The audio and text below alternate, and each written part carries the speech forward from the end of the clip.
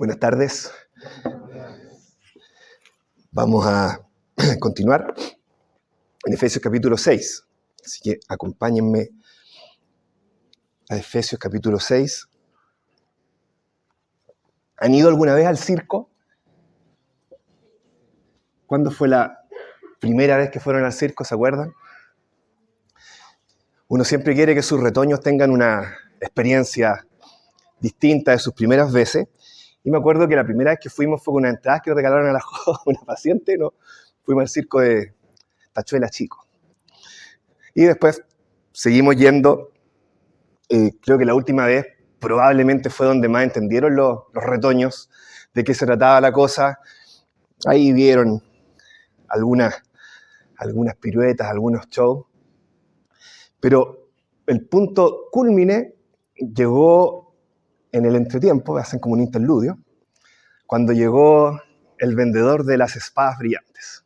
Ahí quedó la crema porque los dos se volvieron locos con la espada y después no pescaron nada del show. O sea, los payasos, trapecistas, la esfera de la muerte, nada. O sea, todo era la espada, su color brillante y hacerla, por supuesto, brillar y moverla por todos lados. Tienen ahí una fijación por la espada. De hecho, todavía la tienen bien rota, pero todavía la utilizan. La espada brillante del circo. Hace un tiempo los metimos a karate también. Adivinen cuál es su parte favorita de la clase de karate. No pensaría que es las patadas. No, su parte favorita es las peleas con tallarines. Precisamente, adivinen por qué. Porque parece una espada. Algo tiene la espada que produce cierta tensión, cierta fijación en los niños. Y quizás ustedes podrán estar pensando que se trata de mis cabros chicos nomás, porque yo les metí eso en la cabeza, pero no es tan así. Y la respuesta a esa pregunta es que el hecho de el niño jugando con espadas es un verdadero estereotipo masculino actualmente en nuestra sociedad. Todos tenemos una idea más o menos de los estereotipos, ¿verdad? Cosas que de manera regular o característica deberíamos esperar encontrar en un niño y deberíamos esperar encontrar en una niña. Y entonces algunos que, por supuesto, están más a favor, otros en contra, pero siempre está esta idea, las niñas de rosado, los niños de azul, ¿verdad? Es como un estereotipo. O las niñas conversan, los niños pelean, otro estereotipo. Las niñas juegan con muñecas y los niños con espadas cazando dragones. Ahí está nuevamente el estereotipo. Ahora, quizás ustedes podrán estar a favor de este estereotipo, puedan estar en contra de ellos. No a los estereotipos, tenemos que regularizar esto, no puede ser. Pero no me pueden negar que si es un estereotipo, es algo que va más allá de mis hijos.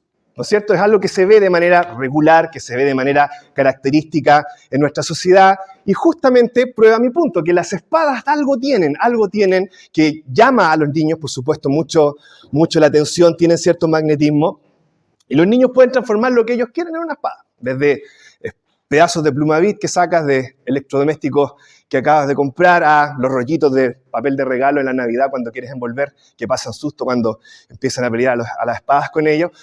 Todo puede ser transformado en una espada y entonces ustedes adivinarán de qué vamos a hablar hoy día, ¿no es cierto? Vamos a hablar de espadas. Así que vamos al versículo 17 de Efesios capítulo 6. Llevamos un tiempo reflexionando, ya casi 2 meses, como decía Erwin, en esta estructura que se nos muestra en Efesios capítulo 6, que al menos en mi Biblia tiene como título arriba la armadura de Dios, y que tiene que ver con estas cualidades que caracterizan a un cristiano o debieran caracterizar a un cristiano. Y esta tarde nos corresponde ver una pieza particular que, al menos acá en este pasaje, se le llama la espada del Espíritu y la encontramos en Efesios capítulo 6, versículo 17 y está presente entonces ahí la ilustración con el versículo. ¿Qué dice el versículo 17? Y tomad, dice el versículo 17, el yelmo de la salvación. Eso fue lo que vimos la última reunión que estuvimos juntos. Y conectado a eso aparece en la segunda mitad del versículo y la espada del Espíritu, que es la palabra de Dios. Y durante la última reunión nos fijamos que aquí nos encontramos en una parte de la vida cristiana o de la armadura en este caso, que enfatiza especialmente lo divino de nuestra protección. La salvación, el yelmo de la salvación, la palabra de Dios, que es lo que vamos a ver hoy día, en otras palabras, no son tanto cualidades que debemos cultivar, como la integridad o la rectitud, que fue lo que vimos en un momento. No son tampoco tanto realidades a compartir, como el Evangelio y la fe, que también fue algo que estuvimos viendo, sino son más bien dones que debemos recibir. Por supuesto, toda la armadura es de Dios, pero estas dos cosas son especialmente cosas que no son de nuestra propia manufactura. Tenemos que recibirlas. Vienen especialmente de parte de Dios. Y hoy entonces vamos a hablar de lo que acá se nos cataloga como la espada del Espíritu. Y para eso vamos a dividir los minutos que tenemos en, adivinen cuántas partes, en 3 partes. Vamos a hablar, en primer lugar, de lo último que aparece en el versículo, esto de la palabra de Dios. Vamos a aclarar un poco algo con respecto a eso. Luego vamos a ver cómo esta palabra de Dios puede funcionar como una espada. Y finalmente, por qué a esta espada se le llama la espada del Espíritu. Esas van a ser nuestras 3 grandes ideas para esta tarde y luego concluimos con la reunión. Entonces, para ordenarnos y tenernos un poquito más o menos claro, no sé por qué saqué el vaso, estoy más enredado que sin él. Vamos a ver estas 3 cosas, la palabra, la espada y el Espíritu. Vamos a lo primero entonces, la palabra.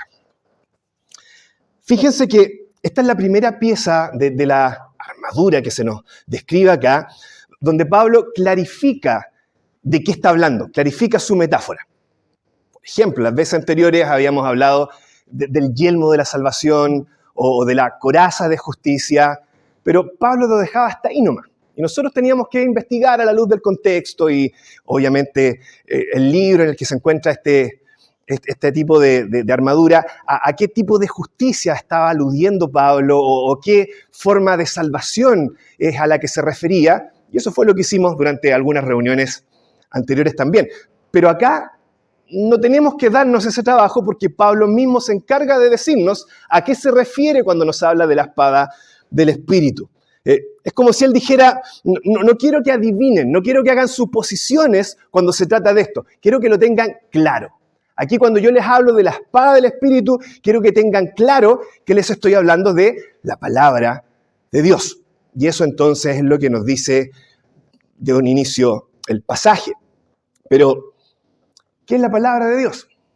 Y esa es la pregunta que tenemos que hacernos.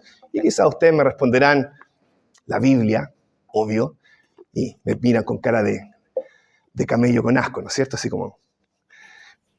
Pero ya, ok, la Biblia, pero ¿a qué nos referimos con esta Biblia? Pensemos un poco en ella, porque puede que nos llevemos alguna sorpresa cuando respondemos esta pregunta con un poco más de desarrollo. Aquí lo que vamos a hacer es jugar un poco con palabras griegas. A eso nos vamos a dedicar un par de minutos. Vamos a jugar un poco con algunas palabras griegas. La Biblia se escribió en griego y entonces hay algunas palabras griegas que de repente conocerlas un poco mejor nos ayuda a entender de qué se trata lo que se nos está diciendo. Obviamente, como en todo idioma, hay palabras que son sinónimos, que se intercambian entre sí, y por lo mismo no tenemos que presionar mucho la diferencia entre ellas. No son tan distintas unas de otras, y a veces caemos en eso. Un error común, por ejemplo, es hacer esta diferencia, pero casi cortante entre el amor ágape y el amor filos. No sé si alguna vez lo han escuchado, que el amor ágape es el amor de Dios, el que entrega, en cambio el amor filos es el amor fraternal, y que son completamente distintos. La verdad es que no, la Biblia los usa de manera intercambiable para referirse o al amor de Dios o al amor fraternal. No hay mucha diferencia entre ambos vocablos, pero de repente la idea de la palabra tiene cierto énfasis especial y nos ayuda, por supuesto, a entender de qué estamos hablando, y de eso nos vamos a aprovechar en este primer punto. Bueno, lo que ustedes tienen ahora en sus manos, este libro que quizás trajeron de su casa o sacaron del estante allá, eso es la Biblia como, y aquí viene la primera palabra, grafé. El registro escrito, lo que ustedes tienen en sus manos, lo que está impreso, eso se le conoce, podríamos decirlo en griego, como grafé. Esta es la palabra de Dios, lo que quedó registrado y lo que está ahí para que nosotros entonces lo tengamos actualmente y lo podamos ir llevando de un lado para otro. Eso es grafé. Pero la palabra que Pablo usa acá para hablarnos de la palabra de Dios no es el vocablo grafé.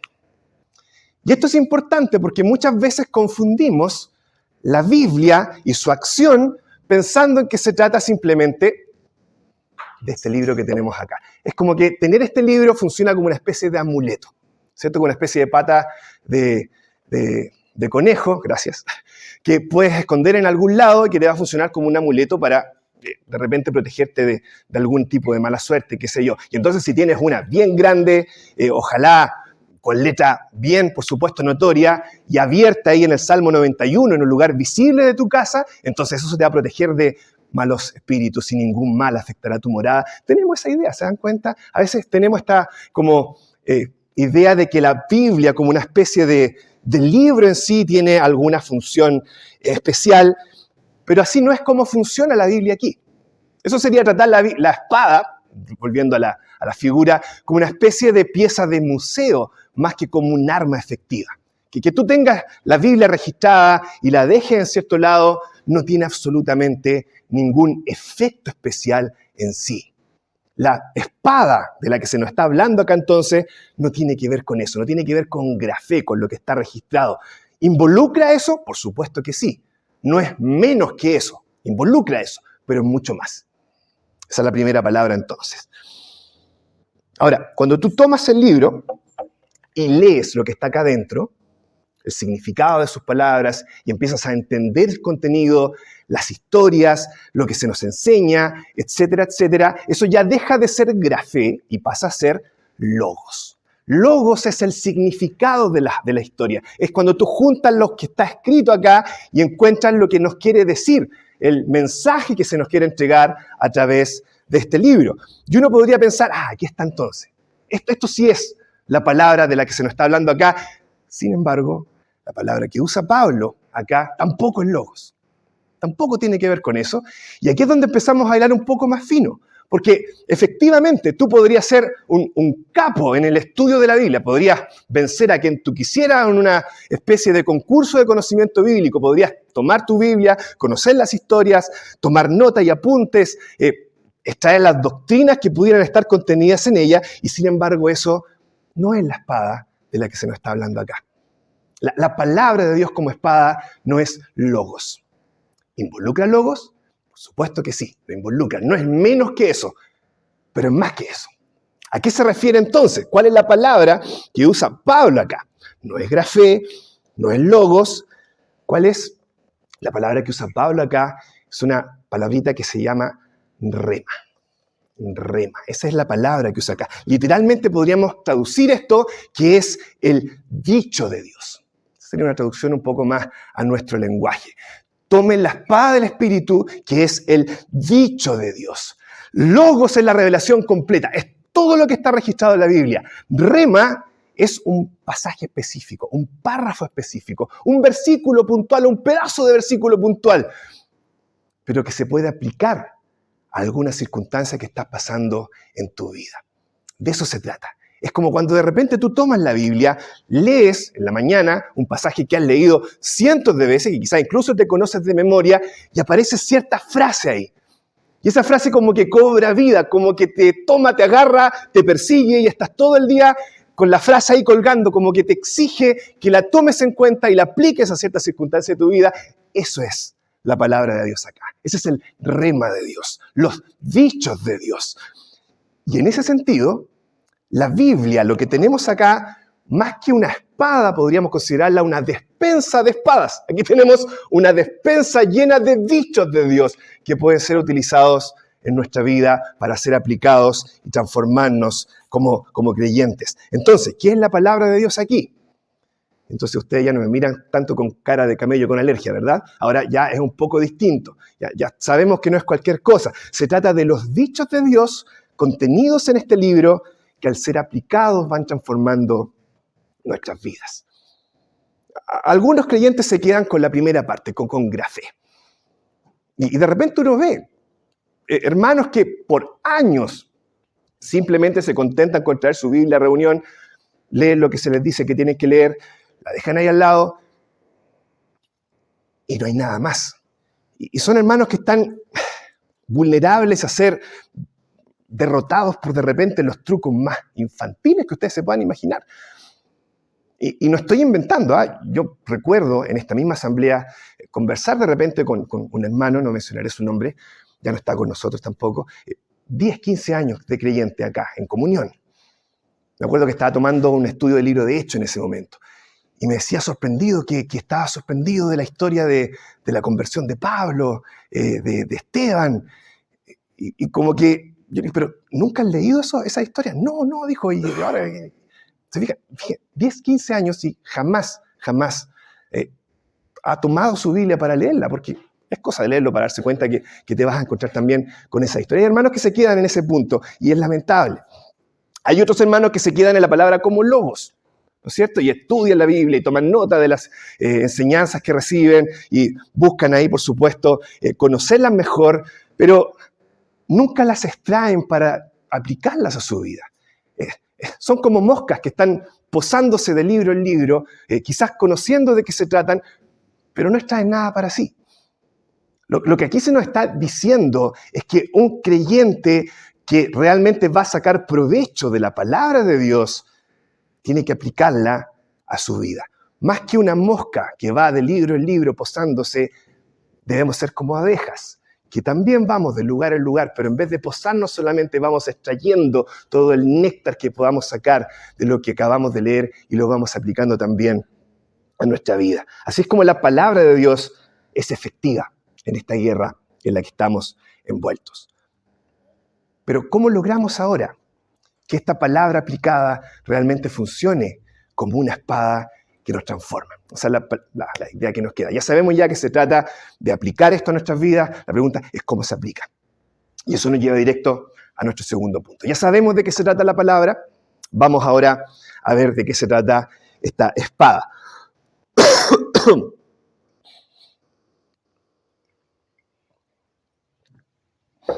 En el mundo de la medicina deportiva hay una patología, podríamos llamar, que se le conoce como síndrome de Matterhorn. Y ustedes dirán, ¿quién es ese caballero Matterhorn que le dio nombre a este síndrome? Y la verdad es que Matterhorn ni siquiera es un caballero, ni siquiera es una persona. Matterhorn es el nombre de una montaña, probablemente la más alta e inaccesible que exista en los Alpes suizos. ¿Qué pasa? La mayoría de los alpinistas logran llegar acá y buscan entonces la verdadera cima, el verdadero duelo, es llegar a la punta del Matterhorn. Curiosamente, hay un cementerio en Suiza también, lleno de cuerpos de alpinistas. Y ese cementerio no está antes de llegar al Matterhorn, está después de llegar al Matterhorn. ¿Por qué? Porque la mayoría de los alpinistas toma todas las precauciones, todos los cuidados posibles para llegar a la punta, lograr la meta, y entonces cuando lograron la meta, llegaron a la cima, consiguieron la victoria, se relajan y al momento de bajar, mueren. Y entonces el síndrome de Matterhorn es esa especie de confianza, esa especie de repente de descuido que se produce cuando tú ya lograste cierta victoria y que te lleva posteriormente a la muerte. ¿Por qué menciono esto? Se me ocurrió nomás, quise mencionarlo para pasar el rato. No, tiene que ver con lo que vamos a ver ahora, así que si ustedes ponen atención, lo vamos a conectar. ¿Qué tiene que ver esto con la espada? Veamos. Quizás lo más importante con respecto a la espada, con la Connie conversamos al momento de dibujarla, no está hecha así por chiripa nomás, lo conversamos, lo discutimos. Quizás una de las cosas más importantes que hay que clarificar con respecto a esta espada, de la que se nos está hablando acá, es que no es una espada de hoja larga, como la del zorro o la de Jack Sparrow en Los Piratas del Caribe. No se trata de ese tipo de espada.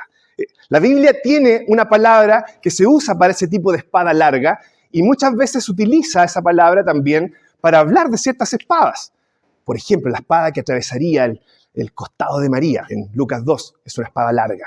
o la espada que sale de la boca de Jesús cuando viene en su segunda venida para destruir a todos sus adversarios. También es una espada larga. Pero esa no es la espada de la que Pablo nos habla en este versículo. La idea acá es de una espada corta, bien corta. De hecho, en la traducción griega del Antiguo Testamento se usa esa palabra que ahí se menciona como espada para traducir una navaja de afeitar en Ezequiel capítulo 5. O el cuchillo con que tú hacías la circuncisión en Josué. Ese es el tipo de espada del que estamos hablando. Es la espada que sacó Pedro cuando quiso cortarle la oreja, en realidad quería cortarle el cuello al siervo de Amalco. Es algo suficientemente corto, por lo tanto, como para que tú puedas esconderlo en tu ropa. Es la espada que sacó el centurión, el carcelero romano, para quitarse la vida en Hechos. Suficientemente corta como para que tú puedas apuntártela a ti mismo. Ese es el tipo de espada. Para los que conocen la película, tengan en mente esa imagen de Cómodo sacando una espada corta para asesinar, spoiler, a Máximo en El Gladiador. Esa es la espada de la que se nos está hablando acá. Una daga. Es una daga un poquito más larga, pero de eso se trata. No es la gran espada, sino una daga un poquito más larga de lo normal. ¿Por qué menciono esto? ¿Qué es lo que nos aporta saber de que aquí estamos hablando de una espada más bien corta y no de una larga? Nos ayuda en dos grandes áreas. Primero, si esta es una espada corta, no es adecuada para una batalla abierta donde tú andas tirando golpes al azar, ¿cierto? Esta no es un espadón que tú vas a salir por los cuatro vientos tirando espadazos por aquí y por allá, y si cae alguno cae, si no cae, no cae, y yo no me preocupo y simplemente blando la espada por aquí y por allá. No se trata de ese tipo de guerra. Esta es una espada corta que hay que usarla con precisión, que hay que saber cómo utilizarla, que hay que saber cuándo sacarla, dónde enterrarla para provocar un ataque mortal, de verdad mortal. Ver un punto vulnerable, darse cuenta de que está ahí y saber dónde introducirla y cómo introducirla para llegar directo al corazón y producir un ataque mortal. De eso se trata este tipo de espada. No es un ataque a tontas y a locas, es algo que hay que hacer de manera concienzuda y por lo tanto tienes que conocer bien esta espada, saber cómo utilizarla, adiestrarte en su manejo. Y ahí ustedes empiezan a hacer las conexiones, ¿verdad? Habíamos hablado de la palabra de Dios y ahora estamos diciendo que esta palabra de Dios es como una espada y entonces ahora conectamos y decimos, entonces, si este es el tipo de espada que Pablo está diciéndonos, que es la palabra de Dios, entonces también debe funcionar similarmente a esto, ¿no es cierto? En otras palabras, la Biblia y su poder no funciona como una especie de fluido mágico que va a salir de ella cuando tú la abres, que va con poder derrotar a otra persona sin que tú te des cuenta que lo hizo. No es la forma en la que funciona la Biblia. Para que la Biblia sea una espada en tus manos, vas a tener que saber cómo ocuparla. Vas a tener que adiestrarte en su manejo. Vas a tener que pasar horas estudiándola y viendo, saturándote y sumergiéndote en su contenido para poder saber cómo utilizarla. Porque no es una espada que puedas usar así al azar. Tienes que saber cómo utilizarla. Vas a tener que leer tu Biblia. Es inconcebible que haya un cristiano que no haya leído su Biblia completa, ¿cierto?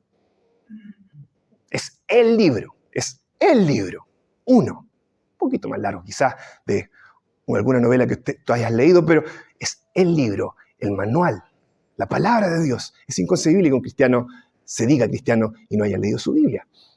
Vas a tener que leer tu Biblia, vas a tener que memorizar tu Biblia. ¿Se han dado cuenta muchas veces la cantidad de cosas que memorizamos por simple repetición o porque nos importa algo? Números de teléfono, root, direcciones, fechas de cumpleaños. Simple repetición. A veces somos muy malos para memorizar, pero la simple repetición nos lleva a acordarnos de ciertas cosas. Si realmente nos importa lo que Dios nos dice y cómo aplicarlo a nuestra vida, es como obvio que vamos a tender a memorizar ciertas cosas, ¿verdad? Tienes que leer tu Biblia. Tienes que memorizar tu Biblia, tienes que meditar y analizar tu Biblia. La idea aquí no es que vayas a repitiendo ideas como papagayo en una especie de mantra donde ni siquiera tú mismo entiendes lo que estás diciendo. No, se trata de cosas que vas a tener que conocer, cómo usarlas, dónde usarlas y cuándo usarlas. Es algo que tienes que usar de manera diestra, conociendo de qué se trata. Por lo tanto, esto es lo primero que nos enseña este tipo de espada, cuando se asimila con la Biblia, que esta espada solo es efectiva si la utilizas con conocimiento, con precisión. Eso es lo primero. Por eso la espada aquí es esa espada corta. Segundo, si esta es una espada corta, esto es lo segundo, no te sirve en un combate programado y a larga distancia, ¿verdad? De repente como que tenemos tan metido en nuestro inconsciente la idea moderna de pelea y de guerra que no consideramos mucho esto, ¿no es cierto? Actualmente la guerra se pelea a distancia, se programa. La idea es causar el máximo daño que tú puedas en el enemigo, pero asegurándote al mismo tiempo de que el enemigo no produzca nada de daño en ti. Y por lo tanto, mientras más alejado estés produciendo ese daño, mejor todavía. Así no era como se tendía a dar la guerra en los tiempos donde se escribió la Biblia.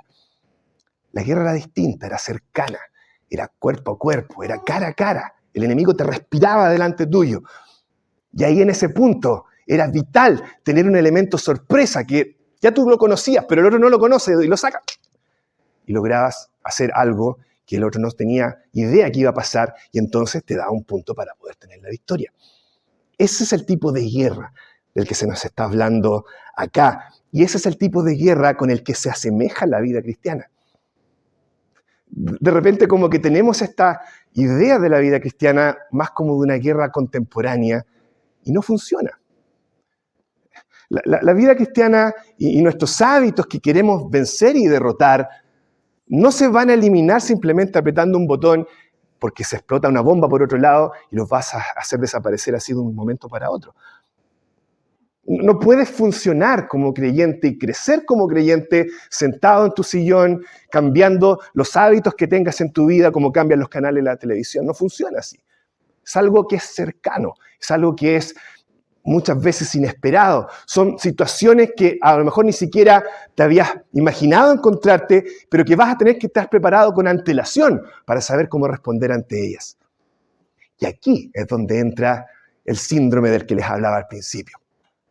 ¿Qué pasaba en este síndrome? La gente se ponía a descansar, la gente se descuidaba, pensaba que ya había logrado cierta victoria y entonces baja totalmente descuidada y se muere. ¿No pasa lo mismo a veces con nuestra vida cristiana?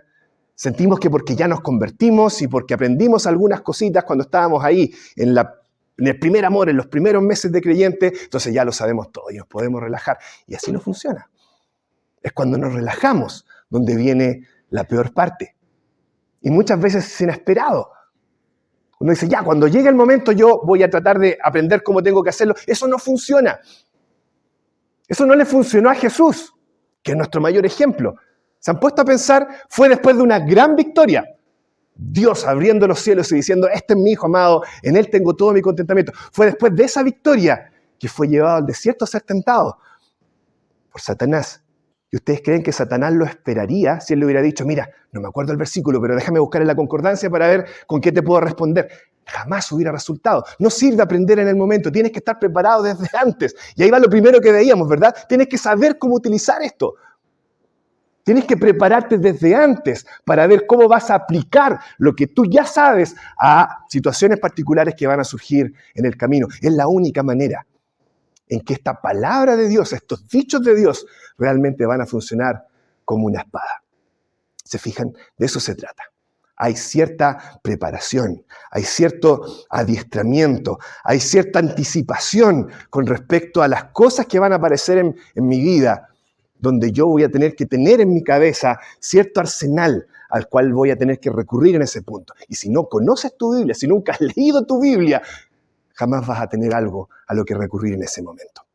La espada del Espíritu, que es la palabra de Dios. Vamos ahora a lo tercero, el Espíritu.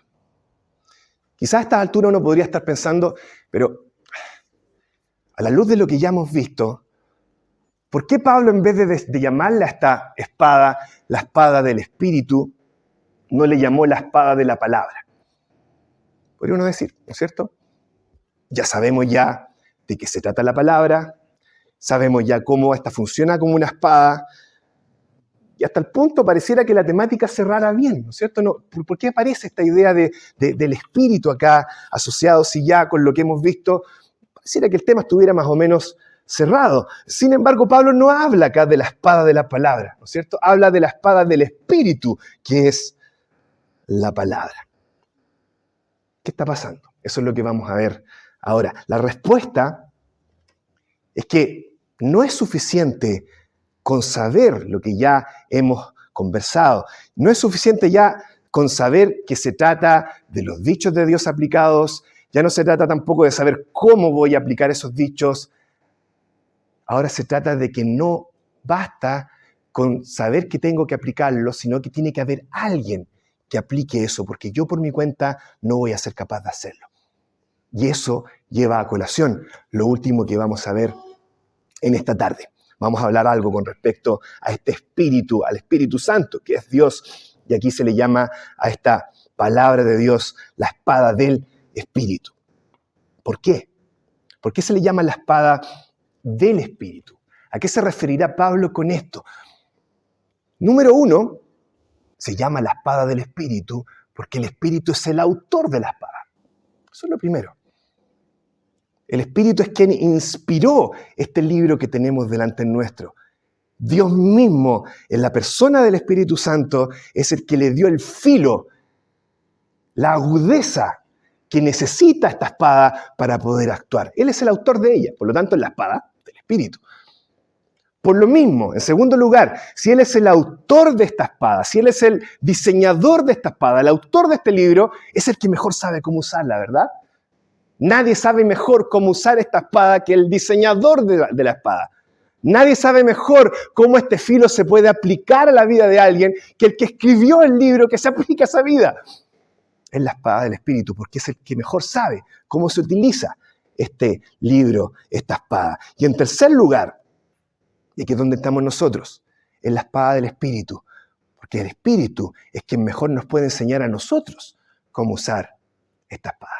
En otras palabras, cuando se trata de usar esta espada como parte de la armadura, no la usamos en nuestras propias fuerzas, no la usamos por nuestra propia cuenta, la usamos, dice la palabra de Dios, en el poder del Espíritu. Vamos a ver de qué se trata cuando se nos dice eso. La usamos en el poder del Espíritu. Él es el maestro que pone la espada en nuestra mano, que nos da la fuerza para blandirla, que nos enseña dónde hay que aplicarla para que podamos entonces usarla adecuadamente, tanto en nuestro corazón como en las vidas de los demás. ¿Qué funciona en nuestra vida y en la vida de los demás? Veámoslo a continuación. En primer lugar,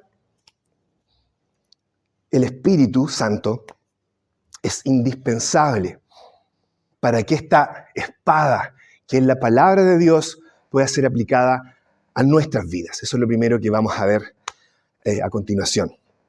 Si ustedes lo piensan, esta es una espada bien curiosa, bien rara en su uso, porque el gran secreto de la efectividad de esta espada, fíjense, es cortar el poder del enemigo cortándonos primero a nosotros mismos. Curioso, ¿verdad? Una espada no funciona normalmente así. Tiene una empuñadura que impide que tú te cortes a ti mismo y la idea es hacerle daño al enemigo. Pero esta espada es extraña porque parte de su efectividad, el gran secreto de su efectividad es cortar el poder del enemigo cortándote a ti mismo, cortando tu propio corazón. Y eso no es algo que tendamos a hacer nosotros con naturalidad en nuestra vida. Mientras tú la usas, esta espada te va cortando a ti mismo. Va exponiendo ciertas áreas que hay en tu corazón, va escarbando ciertos rincones que tú a lo mejor quieres mantener ocultos y los va sacando a la luz. Va haciéndote ver áreas en las que quizás estás siendo demasiado cómodo en tu relación con Dios y que no debieras seguirlas teniendo de manera tan tranquila y cómoda. Es una espada que te va cortando a ti mismo, es como una especie de bisturí que va lentamente extrayendo esos vestigios de tumores, de hábitos de pecado en nuestras vidas. Y el objetivo es entonces que cuando eso es removido, el enemigo no tiene ni una plataforma, ni un pie para dar espacio a algo en tu propia vida. Cada vez que pecamos, hay ciertas plataformas en nuestra vida, en nuestros hábitos, que el enemigo usa para llevarnos a hacer eso, que por supuesto queremos hacer, pero también estamos esclavizados a hacerlo. La espada del Espíritu funciona eliminando esas plataformas, destruyéndolas en nuestro propio corazón. Y de esa manera el enemigo no tiene poder, porque no puede usar nuestro propio corazón como plataforma para hacer lo que él quiere hacer en nuestras vidas. Y en eso el Espíritu es indispensable, es irreemplazable. ¿Por qué? Por lo siguiente. ¿Saben? Cualquier persona, incluso alguien que no cree que existe un Dios, cualquier persona pudiera tomar este libro, empezar a leer su contenido y decir, mira, aquí hay cosas bastante útiles y las voy a utilizar para cambiar mi manera de vivir, para ser una persona más virtuosa, para ser una persona más honesta, para ser una persona más generosa. Cualquiera pudiera tomar este libro. Alguien que incluso se burla del cristianismo pudiera tomar este libro, sacar ciertas ideas y usarlas para transformar su vida. ¿Cuál es el problema? Que el corazón que motiva esos cambios en sí, en su base, está distorsionado y está completamente contaminado por el mismo pecado que queremos eliminar. Y entonces, ¿vas a cambiar algunas cosas? Por supuesto que sí. ¿Puede que te transformes en una mejor persona? Por supuesto que sí. Pero siempre van a haber esas partes como regalonas. Esas partes como queridas y especiales. Esos puntos ciegos a los que no te quieres enfrentar. Y cuando la Biblia se pone demasiado explícita en enfrentar esos puntos ciegos, entonces tú eres capaz de torcerla y distorsionarla como tú quieras para hacerla callar. Es increíble la manera en que somos capaces en nuestro corazón de torcer las Escrituras para hacerla decir lo que no queremos que nos diga y de esa manera entonces evitar sus mandamientos. Es increíble cómo funcionamos al momento de leer algo y torcer su significado simplemente para que nos deje tranquilos. Nuestro propio corazón, por lo tanto, no es suficientemente objetivo como para de verdad transformarnos. ¿Qué es lo único suficientemente objetivo como para de verdad transformarnos? Incluso en esas áreas que son puntos ciegos para nosotros, incluso en esas áreas que de repente no queremos cambiar, el Espíritu de Dios. Es lo único, lo suficientemente objetivo como para llevarnos a darnos cuenta de esas áreas que nuestro propio corazón muchas veces se rehúsa a ver. Es por eso que para transformar nuestro propio corazón, para que esta espada sea efectiva en nuestra propia vida, nosotros no somos suficientes. Necesitamos del Espíritu de Dios. Por eso se le llama la espada del Espíritu. Por eso no es simplemente la espada de la palabra, porque necesitamos del Espíritu para que actúe en nuestra vida. Pero esto no solamente nos ayuda en nuestra vida. El Espíritu, en segundo lugar, también es indispensable para que esta espada actúe efectivamente en las vidas de los demás. Y aquí es curioso lo mandados a ser que somos, la tendencia que tenemos a sentirnos súper capaces para aplicar esta espada por nuestra propia cuenta en las vidas de los demás. ¿Se han dado cuenta? Es como que tenemos un doctorado en saber el versículo específico que esa persona necesita por lo equivocada que está y que le condena la acción que está haciendo. Tenemos clarísimo eso.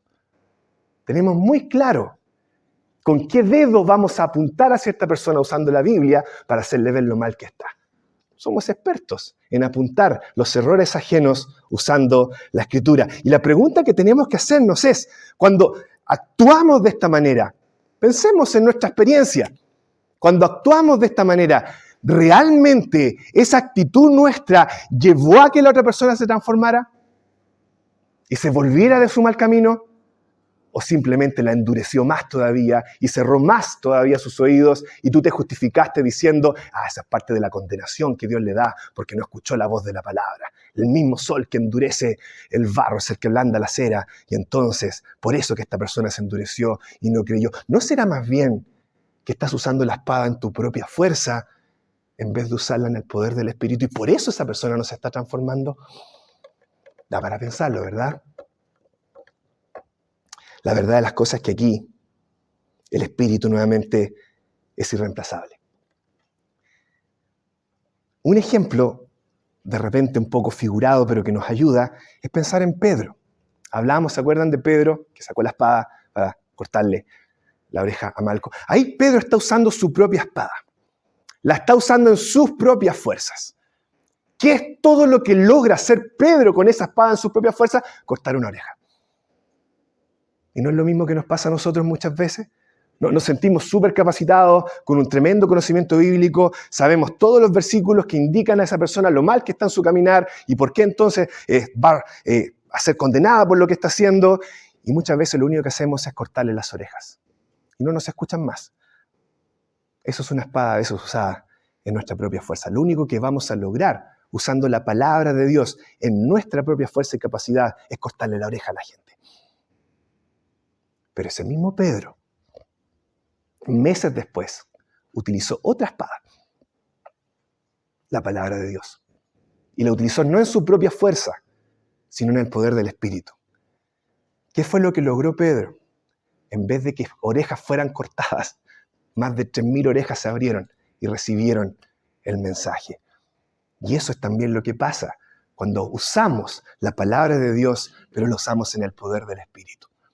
En nuestra propia vida y en las vidas de los demás. Hay transformación. Eso es lo que se tiende a presentar. No quizás en el corto plazo, quizás en el largo plazo, no quizás de repente inmediatamente, pero a la larga. Hay cierta manera de repente en la forma en que tú comunicas la palabra de Dios a otro que hace la diferencia. De repente recibes palabras de un hermano que son dolorosas, que la verdad te llegan fuerte. Pero como que uno se da cuenta de que ese hermano te está hablando con amor, te está hablando con un espíritu que está saturado de Dios mismo. Y aun cuando te duele, te lleva a darle una vuelta, a recapacitar, a pensar, y el espíritu empieza a actuar en tu vida y tú también empiezas a ser transformado. Qué distinto es cuando de repente un hermano te llega apuntando con el dedo y tú te das cuenta de una actitud de repente carente completamente del amor de Cristo. Sí, quizás tenemos responsabilidades también, y la palabra se nos dijo, y somos responsables. Pero no es cierto que esta tendencia, en vez de ablandar nuestro corazón, endurecerlo, muchas veces se debe a nuestra, de repente, rapidez de decir las cosas sin pedirle en oración la ayuda a Dios para poder decirlas también. Hay una gran diferencia. Pedro la ejemplifica en su propia vida, y muchas veces nosotros también tenemos que darnos cuenta de que por nuestra cuenta no somos tan expertos como nos creemos. Quizás somos expertos en endurecer y en cortar orejas, pero en transformar no sabemos nada. Dios es el que transforma, el Espíritu es el que transforma. Y por lo tanto, con temor y temblor, cuando vamos a usar la palabra para exhortar a otros, tiene que haber esa dependencia del Espíritu de Dios para entregar un mensaje y descansar en Él, para que Él haga la obra en la vida de mi hermano. Es potentísimo y funciona. Ustedes de repente dirán, pero ya, sí, claro, ¿cómo sabes tú que funciona? ¿Saben? Es tan potente, es tan poderoso, que incluso funciona de manera perdurable a través de los años. Me refiero a los libros. Hay hermanos que han sido usados por Dios, que el Espíritu ha hablado a través de ellos, y esas palabras han quedado registradas con el paso de los siglos, de las décadas. Y a veces tú tomas siglos después algo que ese hermano registró y que el Espíritu lo utilizó para explicar la Biblia, y te llega y te transforma. Y el Espíritu está usando la espada del Espíritu, la espada de la palabra de Dios para transformar nuestros corazones. Es potente, funciona, de verdad, transforma nuestras vidas. Y es, por lo tanto, irreemplazable cuando se trata de nuestras propias vidas y las vidas de los demás. La espada del Espíritu, que es la palabra de Dios. En conclusión, honestamente, cuando la mayoría de nosotros ve una espada, quizás llame la atención, quizás sea una pieza de repente digna de admiración, pero si somos honestos, la mayoría de nosotros no confía mucho en el poder de la espada, ¿verdad? O sea, yo creo que pocos de nosotros confiaría en un ejército chileno que se maneja con espadas, ¿verdad? Dame un ejército con metralleta y me quedo bastante más tranquilo que un ejército con espadas. Y a veces con la Biblia pasa algo similar. La vemos como una pieza interesante, una pieza de museo, algo que realmente en algún otro tiempo tuvo su aplicabilidad, tuvo su uso, tuvo su utilidad, pero la verdad es que para ahora ya pasó de moda, ya es algo más antiguo, para ahora necesitamos otras cosas, ya no más espadas, ahora metralletas. Vamos con libros de autoayuda, vamos con libros de repente que nos ayuden a vivir de una manera mejor, vamos con experiencias sensoriales. Vámonos al norte a vivir una, de repente, jornada de encontrarnos con nosotros mismos. Eso es lo que funciona quizás ahora. No me des Biblia, dame estas otras cosas. Sin embargo, como acabamos de ver, la palabra de Dios, este versículo 17 está aquí para decirnos que cuando ésta se usa con precisión, con la precisión de esta espada corta, cuando se aplica por el poder del Espíritu, es suficientemente potente como para derrotar al enemigo y permitirnos estar firmes. No necesitamos otra cosa. Confía en la palabra para tu vida, para la vida de tus seres queridos. Esta palabra que a veces se ve como tan anticuada, como tan fuera de uso, como tan fuera de contemporaneidad, de utilidad, piénsalo, en la que en el último momento va a juzgar al mundo con justicia. Es lo que va a lograr lo que absolutamente nada en la historia del universo ha podido lograr en esta sociedad, juzgar al mundo con justicia. La palabra de Dios, la espada del Espíritu, que es la palabra de Dios. ¿Podemos confiar en ella? Por supuesto que sí. El punto es hacerlo y utilizarla para nuestra vida y para edificarnos también mutuamente. Vamos a orar para terminar. Nuestro Padre, gracias por tu palabra, gracias por poder disfrutar de estos momentos meditando en ella. Gracias porque muchas veces, aun cuando tendemos a dudar de su efectividad, dudar de su poder, tú nos recuerdas a través de ella misma, en circunstancias en nuestras vidas difíciles, al límite, cuán poderosa y suficiente es ella. No permitas, te rogamos, que tengamos que ser introducidos en esas circunstancias para darnos cuenta de su poder.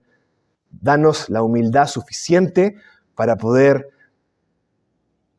estudiarla, para poder someternos a ella, para poder usarla en nuestras vidas, para poder de esta manera entonces vivir como a ti te agrada. Quedamos delante de ti agradecidos en el nombre de nuestro Salvador, nuestro Señor Jesús.